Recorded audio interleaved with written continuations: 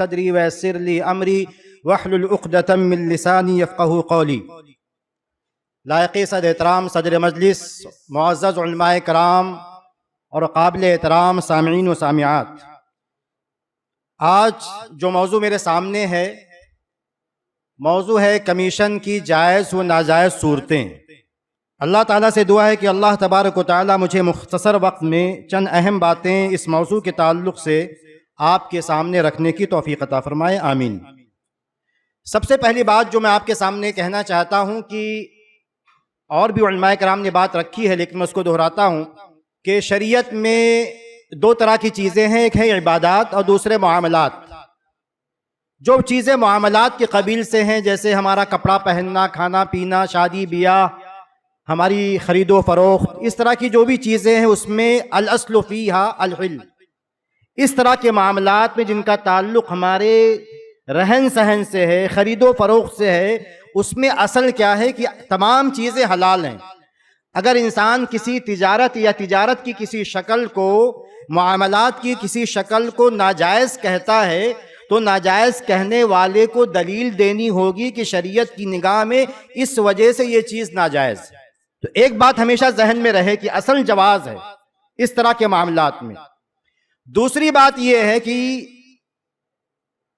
ہمیں آج کے ماحول میں جہاں حرام تجارت کی شکلیں بہت زیادہ ہو گئی ہیں، حلال کمانا مشکل ہو گیا ہے، تو اب ایک قاعدہ جو بہت ساری قرآنی آیات اور احادیث شریفہ میں ہمیں ملتا ہے کہ تیسیر کا قاعدہ، کہ لوگوں کے لیے آسانی کی جائے۔ اگر شریعت میں کہیں گنجائش ملتی ہے تو کسی مسلکی بنیاد پر یا کسی اور بنیاد پر حرمت پر ضد نہ کی جائے۔ اگر گنجائش ہے تو عوام کو وہ گنجائش دی جائے کہ اس میں گنجائش ہے اور کچھ گنجائش نکل سکتی ہے، آپ ایسا کر سکتے ہیں۔ تو تیسیر کا معاملہ ہونا چاہیے۔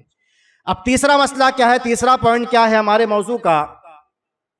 اب کمیشن بہت ساری صورتیں بنتی ہیں، لیکن ہم یہاں جس کمیشن کی بات کر رہے ہیں عربی زبان میں اس کی جو تکییف ہوتی ہے اسے کہتے کیا ہیں؟ عربی زبان میں لفظ سمسرہ، سمسار، یعنی ہم اسے کہہ سکتے ہیں کہ جیسے ہم اس کو ایجنٹ کہتے ہیں، کہیں ہم آڑتی کہتے ہیں، کہیں ہم بروکر کہتے ہیں، کہیں ہم اسے دلال کہتے ہیں۔ الگ الگ جو ہے جگہ پر، الگ الگ فیلڈ میں اس کو الگ الگ نام دیا جاتا ہے۔ اس کی اصل میں تعریف کیا ہے، شرعی اعتبار سے اس کی تعریف کیا ہے، مقصود کیا ہے، سمسرہ ہوتا کیا ہے، دلالی کیا ہوتی ہے؟ یہ کہ تین لوگ اس میں ہوتے ہیں۔ ایک انسان کو سامان چاہیے یا کوئی سروس چاہیے، کوئی منفعت چاہیے، اسے سامان خریدنا ہے، اسے گھر خریدنا ہے، یا اسے کوئی سروس چاہیے۔ ایک دوسرا آدمی ہوتا ہے جسے سامان بیچنا ہے، یا وہ کوئی سروس پرووائڈ کرتا ہے، وہ کوئی منفعت، کوئی خدمت دیتا ہے۔ ایک بیچ میں ایک آدمی ہوتا ہے جو دونوں کے درمیان رابطے کا کام انجام دیتا ہے، کہ وہ جو کرائے کا گھر لینا چاہتا ہے اسے گھر مہیا کراتا ہے، جو کرائے پہ گھر دینا چاہتا ہے اس کی طرف سے ڈیل کرواتا ہے، اس کی طرف سے سامنے کرایہ دار لے کے آتا ہے۔ اگر مکان بیچنا ہوتا ہے تو مکان بچواتا ہے، مکان خریدنا ہوتا ہے تو مکان جو ہے وہ خریدواتا ہے۔ اس طرح کی تمام چیزیں اور بھی مسائل میں انشاءاللہ آئندہ کچھ مثالیں بھی دی جائیں گی اور چیزوں کی، لیکن چونکہ ہمارے ماحول میں یہ پراپرٹی ڈیلنگ میں بہت رائج ہے اس لیے زیادہ تر باتیں اسی حوالے سے ہوں گی، انشاءاللہ باقی چیزیں، باقی صورتیں اس میں اور آ جائیں گی۔ اب ایک مسئلہ چھوٹا سا یہ آتا ہے کہ کیا یہ سمسرہ جسے ہم کہتے ہیں دلالی یا ایجنٹ ہونا، کیا یہ شرعاً جائز ہے کہ نہیں؟ زیادہ تفصیل کا وقت نہیں ہے، لیکن جیسے میں نے کہا کہ اصل جو ہے اباحت ہے، اصل حلال ہونا ہے، اور بھی ہمیں دلیلیں ملتی ہیں۔ جیسے سنن نبی داؤد کی صحیح حدیث ہے کہ قیس بن ابی غرزہ صحابی کہتے ہیں کہ اللہ کے رسول صلی اللہ علیہ وسلم کے زمانے میں ہمیں سماسرہ کہا جاتا تھا، اور سماسرہ یہ سمسار کی جمع ہے جس کے معنی دلال ایجنٹ کے ہوتے ہیں۔ تو گویا کہ نبی کے زمانے میں یہ صورتحال موجود تھی کہ بازار میں یا جہاں بھی ڈیل ہوتی تھی وہاں ایسے لوگ موجود ہوتے تھے جو ڈیل کرواتے تھے دونوں طرف سے۔ اسی طرح جو ہے امام بخاری رحمہ اللہ نے اپنی صحیح بخاری میں باب قائم کیا ہے، باب اجر السمسرہ، کہ سمسرہ کا، دلالی کی اجرت کا بیان۔ اور ابن عباس رضی اللہ تعالی عنہما کا قول نقل کیا ہے کہ لا باس ان یقولا، یعنی ذکر کیا ہے کہ دلالی، اس میں چونکہ اختلافی مسئلہ میں اس لیے ترجمہ چھوڑ دیتا ہوں، ایک اختلافی مسئلہ اس کو میں ذکر نہیں کرنا چاہتا، لیکن ابن عباس رضی اللہ تعالیٰ عنہ کا قول کا مفاد یہ ہے کہ اس طرح کی سمسرہ یا دلالی جائز ہے۔ اسی طرح ابن سیرین کا قول نقل کیا ہے، تابعین میں سے عطا کا قول نقل کیا، تابعین میں سے ابراہیم کا، حسن بصری رحمہ اللہ کے اقوال ذکر کیے ہیں جو اس بات پر دلالت کرتے ہیں کہ سمسرہ یعنی دلالی کرنا، دو لوگوں کے درمیان ڈیل کروانا، کسی کا مکان بیچنا بچوانا، اجرت پہ دلانا، یا کوئی سروس ہے کوئی دیتا ہے اس سے سروس اس تک لوگوں کو پہنچانا، یہ تمام صورتیں جو ہے اس میں آتی ہیں۔ اسی طرح ایک مشہور حدیث ہے کہ عبداللہ بن عباس رضی اللہ تعالی عنہما سے منقول ہے کہ اللہ کے رسول صلی اللہ علیہ وسلم نے اس بات سے منع کیا کہ بازار سے باہر ہی جو تجارتی قافلے آتے ہیں ان کو روک کے وہیں سے سامان، یعنی اپنے اس آدمی سے وہیں پر بات کر لی جائے کہ میں سامان میں بیچواؤں گا، اس سے بھی آپ نے منع کیا۔ اسی طرح آپ نے اس بات سے منع کیا کہ لا یبیع حاضر لباد، کہ اگر کوئی شہر کا آدمی ہے، اگر کوئی اعرابی دیہات سے جنگلات سے اپنے سامان بیچنے آ رہا ہے تو ایسا آدمی اس کی جو ہے اس کا ایجنٹ نہ بنے۔ تو علماء کرام نے اس سے استدلال یہ کیا، امام بخاری نے اور ابن حجر نے اس کی وضاحت کی کہ استدلال یہ کیا ہے کہ ایک مخصوص صورت منع کی گئی ہے کہ کوئی اگر شہری ہے تو اگر باہر سے کوئی دیہاتی آتا ہے تو اس کے ساتھ پہلے سے نہ مل جائے اور اس کا پہلے سے جو ہے دلال نہ بن جائے، بلکہ اس کو جو ہے آنے دے مارکیٹ میں اور وہ اپنے اعتبار سے بیچے۔ لیکن اگر اسی سے استدلال کیا کہ اگر حاضر سے، یعنی اگر شہری کا دلال بنتا ہے تو جائز، جو آج کی صورتیں ہیں اس میں سے اکثر صورتیں جو ہے وہ جواز کی بنتی ہیں۔ اب شرطیں کیا ہیں؟ کچھ شرطیں میں آپ کو یعنی سمسرہ کی یا ایجنٹ بننے کی جو شرطیں ہیں یا اس طرح کے عمل کی جو شرطیں میں آپ کے سامنے بیان کرتا ہوں۔ ایک پہلی بات تو بہت واضح ہے کہ اگر مجھے ایسا کچھ کام کرنا ہے تو مجھے جو چیز ہے وہ حلال ہونی چاہیے، جو کاروبار ہے وہ حلال ہونا چاہیے۔ کسی حرام کاروبار میں بیچ میں نہیں آ سکتا، میں ایجنٹ کسی حرام کاروبار کا نہیں بن سکتا کسی بھی صورت۔ کوئی بھی اگر بیچنے والی صورت ہے، مثال کے طور پر بہت واضح چیزوں میں شراب کا کاروبار ہے، کوئی اور کاروبار اس طرح حرام چیز کا ہے، تو میں اس میں کسی بھی ایسی تجارت میں بیچ میں نہیں آ سکتا، میں سمسار یا جو میں ایجنٹ نہیں بن سکتا۔ دوسری بات یہ اہم یہ ہے کہ یہ کوئی جو ٹھیک ہے عام صورت میں آدمی چاہے تو کسی چیز کا پیسہ نہ لے، لیکن اگر میں نے ڈیل کر کے کسی سے کام کروایا ہے کہ آپ میرا یہ کام کریں میں آپ کو کچھ دوں گا، تو ایسی صورت میں یہ اجرت واجب ہوتی ہے۔ اس میں آپ جو ہے منع کرنے کی کوئی صورت نہیں نکال سکتے کہ میں آپ کو نہیں دوں گا، آپ کو دینا ہی ہے۔ ایک بات اس میں ہے، انشاءاللہ آگے بات آئے گی کہ یہ جو سمسرہ کی صورت ہے یا جو ایجنٹ ہیں یہ شرعی اعتبار سے اس کی تکییف کیا ہوتی ہے، کیا یہ مثال کے طور پر اجارہ ہے یا جعالہ ہے؟ ایک دقیق بات ہے، لیکن حقیقت میں غور کریں گے جو مسائل سامنے ہیں تو جن لوگوں نے، جن فقہاء کرام نے سمسرہ کی تخریج جعالہ کے اعتبار سے کی ہے، آج کے ماحول میں وہ زیادہ آسان ہے اور اسی میں تیسیر ہے۔ تو جعالہ جیسے مثال کے آگے انشاءاللہ بات میں کروں گا، جعالہ کے نقطے میں آپ کو سمجھاؤں گا۔ ایک بات یہ، ایک اہم بات یہ ہے کہ اگر جیسے ہمارے ہاں جو رائج ہے سماج میں بروکر ہونا، یعنی زمین کو خریدنا فروخت کرنا یا مکان کو، اس میں ایک چیز اہم کیا ہوگی ہمارے جواز کی شرطوں میں سے، لیکن اس میں اختلاف ہے، اسی میں تھوڑا سا بات کروں گا کہ اجرت طے ہونی چاہیے کہ میں آپ کا مکان بیچوں گا تو میں آپ کو کیا دوں گا۔ تو اس میں دو راستہ ہے، ایک تو یہ ہے کہ میں یہ کہوں کہ آپ میرا مکان بچوا دیں، میں آپ کو 10,000 روپیہ دوں گا، تو اس میں تو علماء کرام کا کوئی اختلاف نہیں ہے۔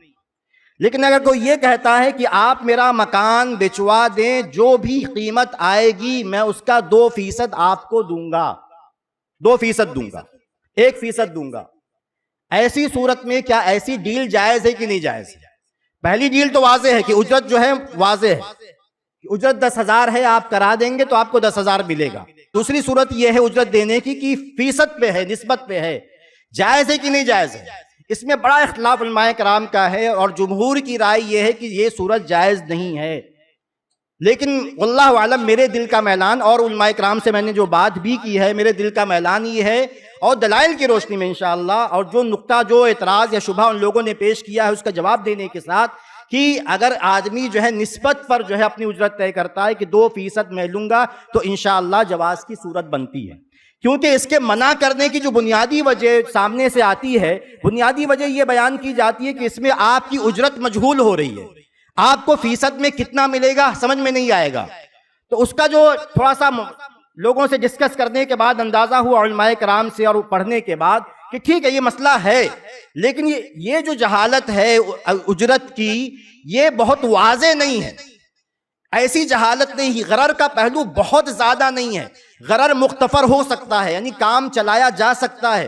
اور اس وجہ سے کہ جہاں اگر میں بات کرتا ہوں کہ مجھے اس محلے میں گھر چاہیے تو گھر کی قیمت کیا ہوگی، یہ ایسا نہیں کہ اچانک کوئی بیچ دیتا ہے کہ راتوں رات کسی نے اپنا گھر بیچ دیا، ایسا نہیں ہوتا ہے. وہ قیمتیں نکالتا ہے، ایجنٹوں سے ملتا ہے، سامنے والے جس کو خریدنا ہوتا ہے وہ بھی ایجنٹ سے ملتا ہے. بھائی کسی بھی بلڈنگ کے نیچے آپ کھڑے ہو جائیں اور آپ پوچھیں کہ اس بلڈنگ میں ریٹ کیا ہے تو سامنے والا آپ کو بتائے گا. عام رہنے والا بھی، رہائشی بھی آپ کو اگر تھوڑا سا چالاک ہے تو آپ کو بتا دے گا کہ بلڈنگ میں اسکوائر فٹ کا ریٹ کتنا چل رہا ہے. تو اس لیے جو ہے یہ جہالت ہے، لیکن جہالت مختصر ہے کہ ریٹ کچھ نہ کچھ اندازہ ہو جاتا ہے کہ اگر یہ جو ہے مکان، یہ فلیٹ اتنی قیمت کا ہے اور اس کی قیمت میں اگر میں 2% رکھتا ہوں تو اتنا آئے گا. بیچنے والے کو بھی اندازہ رہتا ہے، خریدنے والے کو بھی، اور جو ایجنٹ ہوتا ہے اس کو بھی اندازہ ہوتا ہے کہ کتنا 2% کا کتنا بنے گا. تو اس لیے میں نے کہا، میں بہت واضح انداز میں کہہ رہا ہوں کیونکہ یہ بہت بڑا اختلافی مسئلہ ہے اور جمہور کی رائے مخالفت میں ہے. لیکن واللہ عالم یہ لگتا ہے کہ اس میں جو اباحت والا جو پہلو شریعت میں ہے، جو تیسیر والا پہلو ہے، اور جو غرر یا جہالت جو مختصر والا پہلو ہے، اس کو سامنے رکھتے ہوئے آج کا جو تعامل ہے وہ ٹھیک ہونا چاہیے. لیکن اگر کسی کو اتفاق نہیں ہے، کسی دوسرے عالم کے فتوے پر اطمینان ہوتا ہے تو اسے قبول کر سکتے ہیں. ایک بات میں نے کہا تھا، جو اعلیٰ اجارہ کی جو بات میں نے کہی تھی، وہ فرق کہاں پڑے گا؟ مکان خریدنے بیچنے کی جو بروکریج چلتی ہے اس میں کیا ہوتا ہے؟ اس میں یہی ہوتا ہے کہ آپ میرا مکان بچوا دیں، میں آپ کو پیسہ دوں گا. ہم یہاں اجرت کی بات نہیں، اجرت کا مسئلہ ہم نے دیکھ لیا 2 صورتوں میں. لیکن آپ مکان بچوا دیں تو میں آپ کو دوں گا. اب اس میں مسئلہ کیا آتا ہے کہ اجرت ہم نے طے کر لی، مان لیجیے 10,000 میں مکان دلوا دیجئے یا بچوا دیجئے، دونوں صورتوں میں. تو اب میں نے یہ تو کہہ دیا کہ اجرت طے ہو گئی، آپ میرا مکان بچوا دیجئے، لیکن کتنے وقت میں بکے گا؟ وہ کب بکے گا؟ وہ 1 ہفتے میں بکے گا، 1 مہینے میں بکے گا، 1 سال میں بکے گا، کب بکے گا وہ؟ تو بعض علماء کرام عدم جواز کا فتویٰ اس بنیاد پہ دیتے ہیں کہ اجارہ میں مطلب آپ کو مدت کی تعین کرنا پڑے گا یا عمل کی تعین ہو. کتنا؟ 1 کپڑا سلنا ہے، 2 کپڑا سلنا ہے، 10 جوڑی سلنا ہے. تو یہاں عمل کی، کام کی جو ہے تعین ہو گئی. اور کہیں اگر کام کی تعین ممکن نہیں ہے تو کم سے کم مدت کی تعین کر دی جائے کہ آپ کو 1 ہفتہ کام کریں گے، کام جتنا بھی ہو پائے گا، جو بھی 1 ہفتے میں کام کریں گے آپ کو اتنا پیسہ دے دیا جائے گا. یہاں کیا ہے مسئلہ کہ یہاں ہم مدت کی تعین بھی نہیں کر پا رہے ہیں. ایجنٹ کو کتنی محنت لگے گی اس کی بھی تعین نہیں ہو پا رہی. کتنی محنت لگے گی کہ کب وہ پا جائے گا اپنا کسٹمر جو آپ کا گھر جو ہے خرید سکے گا. تو ایسی صورت میں کیا کیا؟ اب اجارہ کے باب میں لے جائیں گے تو بڑا مشکل ہے. اسی لیے میں نے کہا کہ جن لوگوں نے تخریج جو اعلیٰ کے باب سے کی ہے اس میں گنجائش نکلتی ہے، اس میں گنجائش نکلتی ہے جو اعلیٰ کے باب سے. جو اعلیٰ کے باب مطلب یہ ہوتا ہے جو قرآن کریم میں اللہ تبارک و تعالیٰ نے ذکر کیا ہے کہ وَقَالُوا نَفْقِدُ سُوَاعَ الْمَلِكِ، کہ یوسف علیہ السلام کے کارندوں نے کہا کہ ہم بادشاہ کا جو ناپنے کا جو برتن ہوتا ہے ہم وہ تلاش کر رہے ہیں. وَلِمَنْ جَاءَ بِهِ حِمْلُ بَعِيرٍ، اور جو ہمارا وہ برتن لے کے آئے گا اس کو 1 اونٹ کے برابر جو ہے اناج ہم دے دیں گے. اب یہاں دیکھیے یہ کہا انہوں نے کہ بھائی آپ برتن لے کے آؤ، 1 اونٹ کے برابر آپ کو اجرت ملے گی. اجرت طے کر دی انہوں نے. لیکن اب یہ کہ کب لے کے آؤ یہ طے نہیں ہے. برتن کب لے کے آؤ گے؟ 1 دن میں لے کے آ جاؤ گے یا 1 ہفتے میں لے کے آؤ گے، 1 مہینے میں لے کے آؤ گے، اور لانے کے لیے تمہیں کتنی محنت کرنی پڑے گی، یہ دونوں باتیں طے نہیں ہیں. پھر بھی وہ چیز جائز تھی. علماء کرام نے کہا جو لوگ اس بات کے قائل ہو کہتے ہیں کہ اس شریعت میں بھی جائز تھی، اس شریعت میں بھی منع کی ایسی کوئی دلیل جو اعلیٰ میں موجود نہیں ہے، تو اس شریعت میں بھی یہ صورت جائز ہونی چاہیے. اور چونکہ آج کا ماحول یہی ہے کہ حقیقت میں جو آج ایجنٹ ہوتے ہیں زمین کے وہ کسی کے اجیر نہیں ہوتے، ایک آدمی کے نہیں ہوتے، وہ اپنا ایک آزاد کاروبار کرتے ہیں.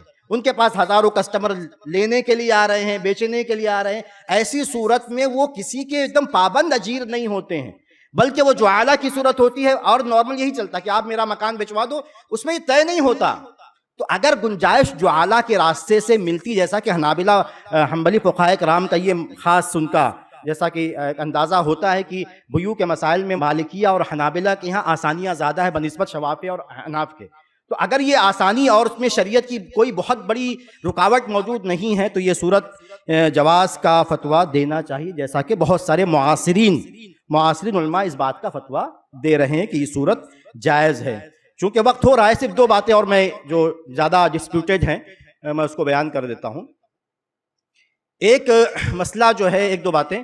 ایک مسئلہ جو بہت زیادہ ہمارے اس میں آتا ہے زمین کے لین دین میں، یعنی ایجنٹ بننے میں، کہ میں جو اپنا کمیشن لوں گا، میں جس کو ہم کمیشن کہہ رہے ہیں، میں اپنا کمیشن لوں گا، میں کس سے لوں گا کمیشن؟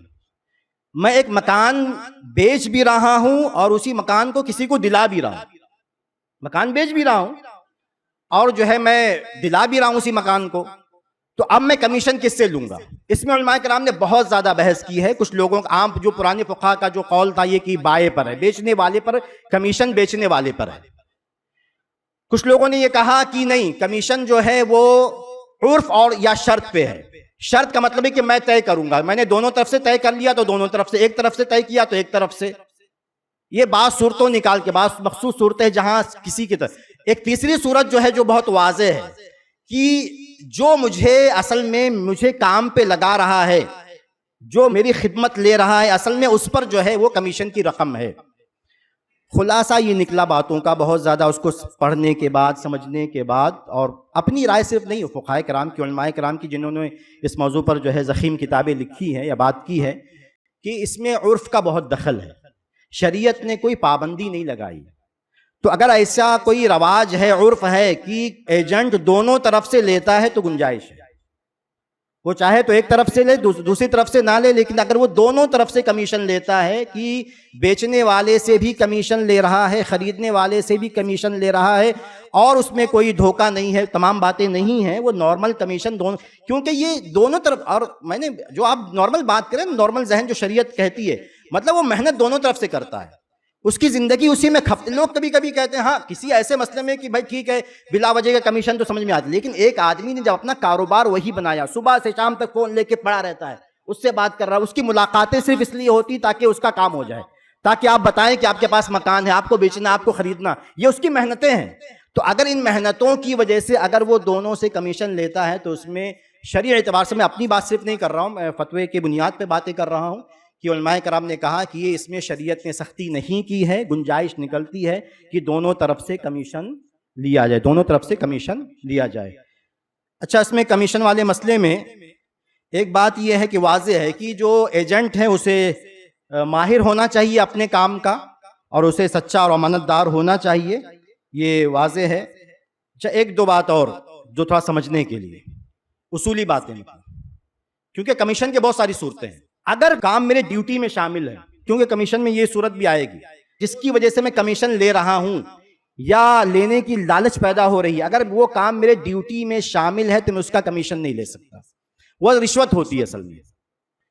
مطلب کسی ایسی جگہ میں بیٹھا ہوں کہ مجھے کسی کا ایڈمیشن لینا ہے، کسی کو نوکری دلانا، کچھ بھی ایسا ہے، اور وہ تمام کام میرے ڈیوٹی میں شامل ہیں، اس میں مجھے کمپنی اس کام کا پیسہ دے رہی ہے یا کوئی ادارہ مجھے اس کام کا پیسہ دے رہا ہے. اب بہت سارے لوگوں نے ایسی چیزوں کو کمیشن کے نام پہ رائج کر لیا ہے. یہ کمیشن نہیں ہوتا، یہ رشوت ہے اصل میں، اس کو زبردستی کمیشن کا نام دیا جاتا ہے. تو ایک بات یہ واضح رہے کہ یہ جو ہے یہ عمال جسے کہتے ہیں، عمال کی رشوت، کسی بھی جو ہے کارندے کی رشوت ہوتی ہے، یہ جس کو بعض دفعہ یہ کہا جاتا ہے کہ یہ کمیشن کی صورت ہے. ایک چیز تو یہ. دوسری بات اسی سے ملتی جلتی صورت یہ بنتی ہے کہ اگر ایک آدمی کو کوئی کمپنی کسی ڈیل کے لیے بھیجتی ہے، ایک تو آدمی بیٹھا ہوا ہے، کام اس کے پاس آتا ہے لیکن کمپنی کا کام کر رہا ہے، کسی ادارے کا کام کر رہا ہے، اس پہ کمیشن نہیں لے سکتا، وہ رشوت ہے. ایک دوسرا راستہ ملتا جلتا یہ ہوتا ہے کہ کمپنی کو ایک زمین خریدنی ہے، ڈیل کے لیے آپ کو جو ہے بھیجا جا رہا ہے بطور نمائندہ، تو وہ آپ کے اسی سے ملتی جلتی صورت کہ یہ آپ کے کام میں داخل ہے، کیونکہ اس میں لوگ کرتے ہیں ایسا کہ کمپنی کی طرف سے گئے، مندوب بن کر، ان کا نمائندہ بن کر گئے، اور وہاں جا کے جس کی زمین ہے اس سے ڈیل کرتے ہیں کہ میں آپ کی زمین کمپنی سے بچوا دوں گا لیکن آپ مجھے اتنا کمیشن دیں گے. یہ کمیشن نہیں ہے, یہ کمیشن نہیں ہے, کیونکہ یہ جو ڈیل کروانا یہ آپ کے کام میں داخل تھا, آپ کے کام میں داخل تھا. ایک آخری صورت میں بیان کر دیتا ہوں بس. کچھ لوگ نے پوچھا بھی کہ جیسے آج کل ڈاکٹروں کا بڑا مسئلہ ہے, ڈاکٹر کٹ لیتے ہیں, کٹ ریفر کریں گے تو کٹ آئے گا, لیب پر اگر ریفر کریں گے کسی ٹیسٹ کے لیے تو کٹ آئے گا, اور اسی بہت ساری چیزوں پر کسی جو ہے آپ کو دوائی کی دکان پر بھیجیں گے تو اس کا کٹ ان کو آئے گا. یہ کٹ کیا ہے؟ کیا یہ جائز صورت بنتی ہے اس میں؟ تو علماء کرام کے جتنے بھی فتاوے میں نے پڑھے اس کے اعتبار سے اس میں جواز کی صورت نہیں ہے, اس میں جواز کی کوئی صورت نہیں. ریفر کرنے پر پیسہ ملنا یہ جواز کی صورت نہیں بنتی. یا آپ نے کسی لیب کو ریفر کیا, لیب کو بھیجا لیب پر, میں وہ نہیں کہہ رہا ہوں کہ آپ یہ کہیں کہ دھوکہ نہ بھی دے تو بھی جائز نہیں. دھوکہ دے کہ جو ٹیسٹ نہیں کرنا تھا وہ بھی کروائے, وہ ایک الگ مسئلہ ہے. یا کسی خراب لیب پر بھیجے, خراب ڈاکٹر کے پاس بھیجے, وہ ایک الگ مسئلہ ہے. لیکن ایک صحیح ڈاکٹر کے پاس بھیجنا, ایک صحیح لیب کے پاس بھیجنا اور اس پر کٹ لینا, اس کی بھی جو ہے اکثر علماء کرام اس کے جواز کے قائل نہیں ہیں. ایک بنیادی وجہ یہ بھی اس کی بنتی ہے کہ ڈاکٹر جو فیس لیتا ہے نا, بہت سمپل ہے, ڈاکٹر جو اپنی فیس لے رہا ہے اس میں وہ بات شامل ہے. میں آپ سے فیس میں ڈاکٹر ہوں, کس بات کی فیس لے رہا ہوں؟ اگر میں آپ کو بتا رہا ہوں کہ آپ کو اس ٹیسٹ کی ضرورت ہے تو یہ تو میرے ڈیوٹی میں میرے جو ہے میں نے جو پیسہ لی اس میں شامل ہے. میں اگر آپ کو یہ کہتا ہوں کہ اس کا علاج میں نہیں کر پاؤں گا, کسی مجھ سے بھی زیادہ بڑے کسی اسپیشلسٹ سے آپ کو علاج کروانا ہے, تو یہ کہنا بھی میرے اس فیس جو میں نے 1500 آپ سے لیا ہے اس میں شامل ہے, اس میں الگ کوئی بات ہی نہیں ہے. تو جو چیز آپ کے فیس, جو خدمتیں آپ کے فیس میں شامل ہیں اس کے لیے الگ سے کمیشن نہیں لیا جانا چاہیے. دوسری بات یہ ہے کہ اس میں مریض کو بتایا نہیں جاتا کہ جو کمیشن لیا جا رہا ہے وہ آپ کے پیسے سے لیا جا رہا ہے. اور اس میں تیسری بات یہ ہے کہ جو کمیشن لیا جاتا ہے وہ اس کی وجہ سے بہت زیادہ ضرر جو ہے وہ مریض کو ملتا ہے, مریض کو پہنچتا ہے, بہت زیادہ فاحش ضرر ہے اس میں. میں زیادہ وقت نہیں لوں گا لیکن میں آپ کو بتاؤں, ایک صاحب نے مجھے صرف اشارہ کر دوں کہ ایک صاحب نے مجھے, ایک ڈاکٹر صاحب نے مجھے کہا تھا کہ شیخ میں وہ تھوڑا سا ہارٹ ہوگا کرتے ہیں, انہوں نے کہا کہ میں نے ایک جگہ ریفر بھی نہیں کیا, میں نے ریفر نہیں کیا, میں نے کہا کہ مجھے ریفر مت کرنا, تم پیشنٹ سے میں نے کہا ریفر مت کرنا. ریفر نہ کرنے کے باوجود کسی طرح اس سامنے والے ہاسپٹل نے اس کا جو ہے وہ اینجیوگرافی کرایا اور اس کا 30,000 روپیہ بغیر ریفر کیے ہوئے میرے پاس پہنچا دیا. تو آپ سوچیں کہ ایک جو ہے اینجیوپلاسٹی میں اس طرح کی چیزوں میں اگر 30,000 روپیہ بغیر مانگے ڈاکٹر کو دیا جا رہا ہے تو اصل کوسٹ کتنی رہتی ہوگی کسی بھی چیز کی, اور اس پر کتنا زیادہ جو ہے وہ ہم کمیشن کے نام پر دوسروں کو دیتے ہیں, اور اس کی وجہ سے جو ہے ہر طرح کا کرپشن پیدا ہو رہا ہے اور علاج مہنگا ہو. چند باتیں تھی, اللہ تعالیٰ سے دعا ہے کہ اللہ تعالیٰ, صورتیں بہت ساری ہیں, باتیں کچھ اور بھی تھیں, لیکن اللہ تعالیٰ جتنا بھی نکلا ہے اللہ تعالیٰ اس میں جو ہے ثواب ہے, تو اللہ تعالیٰ کی توفیق ہے. اگر غلطی ہے تو میرے طرف سے ہے, اللہ تعالیٰ